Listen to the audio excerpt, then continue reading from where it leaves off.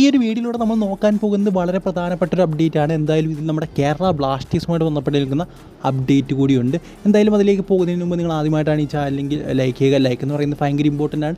200 നമ്മുടെ ഈ ഒരു വീഡിയോയുടെ ലൈക്കിൻ്റെ ടാർഗറ്റ്. അതുപോലെ തന്നെ 10K സബ്സ്ക്രൈബേഴ്സ് എടുത്താൽ കുറച്ചുകൂടെ സബ്സ്ക്രൈബേഴ്സിൻ്റെ ആവശ്യമുള്ളൂ. സോ മാക്സിമം എല്ലാവരും അവിടേക്ക് ഒന്ന് എത്തിക്കാനായിട്ട് ശ്രമിക്കുക. ആദ്യത്തെ അപ്ഡേറ്റ് എന്ന് പറഞ്ഞാൽ നമ്മുടെ പഞ്ചാബ് എഫ് സിയുമായിട്ട് ബന്ധപ്പെട്ടിരിക്കുന്ന അപ്ഡേറ്റ് ആണ്. അതിന് മികച്ചൊരു അറ്റാക്കിംഗ് മിഡ്ഫീൽഡിനെ സ്വന്തമാക്കിയിരിക്കുകയാണ് പഞ്ചാബ് എഫ് സി. അതിൻ്റെ പേരെന്ന് പറയുന്നത് എസിക്കൽ വിഡാൽ എന്നാണ്. അർജൻറ്റീനിയൻ താരമാണ്. 30 വയസ്സാണ് പ്രായം. വളരെ മികച്ചൊരു താരം, വളരെ മികച്ച എക്സ്പീരിയൻസ് ഉള്ള താരം എന്ന് തന്നെ പറയണം. എന്തായാലും ഈ വർഷത്തെ പഞ്ചാബ് എഫ് സിയുടെ സൈനിങ് എല്ലാം തന്നെ, അതായത് വിദേശ സൈനിങ് എല്ലാം തന്നെ പൊളിച്ചിട്ടുണ്ട്. ഇദ്ദേഹത്തിൻ്റെ ഒരു കാര്യം നോക്കുകയാണെങ്കിൽ കൂലി കളിച്ചിട്ടുള്ളത് അർജൻറ്റീന സെക്കൻഡ് ടയർ ലീഗിലാണ്. അവിടെ ഏതാണ്ട് 100 മത്സരങ്ങൾക്ക് മുകളിൽ അദ്ദേഹം കളിച്ചിട്ടുണ്ട്. അതുപോലെ തന്നെ Uruguay first tyre league, Uruguay second tyre league, Indonesia first tyre league, അതുപോലെ ഇക്വഡോർ ഫസ്റ്റ് ടയർ ലീഗ്, അങ്ങനെ തുടങ്ങിയ ധാരാളം ടോപ്പ് ലീഗുകളിൽ അദ്ദേഹം കളിച്ച് എക്സ്പീരിയൻസ് ഉള്ളൊരു അറ്റാക്കിംഗ് മിഡ്ഫീൽഡറാണ്. എന്തായാലും ഇപ്പോൾ പഞ്ചാബ് എഫ് സിയിലെത്തിയിരിക്കുകയാണ്.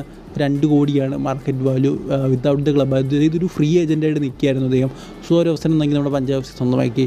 എന്തായാലും ഞാൻ നേരത്തെ പറഞ്ഞ പോലെ വളരെ മികച്ചൊരു സൈനിങ് എന്ന് തന്നെ പറയണം. അടുത്ത അപ്ഡേറ്റ് എന്ന് പറയുന്നത് ഈശാൻ പണ്ഡിതയുമായിട്ട് ബന്ധപ്പെട്ടുള്ളൊരു അപ്ഡേറ്റ് ആണ്. അതൊരു പ്രമുഖ സോഴ്സ് പറഞ്ഞൊരു കാര്യം എന്ന് പറയുന്നത് ഈശാൻ പണ്ഡിതയ്ക്ക് ചെറിയ തരത്തിലുള്ളൊരു പരിക്കുണ്ടെന്നാണ്. സോ എന്തായാലും പെട്ടെന്ന് മാറുമെന്നും പറഞ്ഞ് കേൾക്കുന്നുണ്ട്.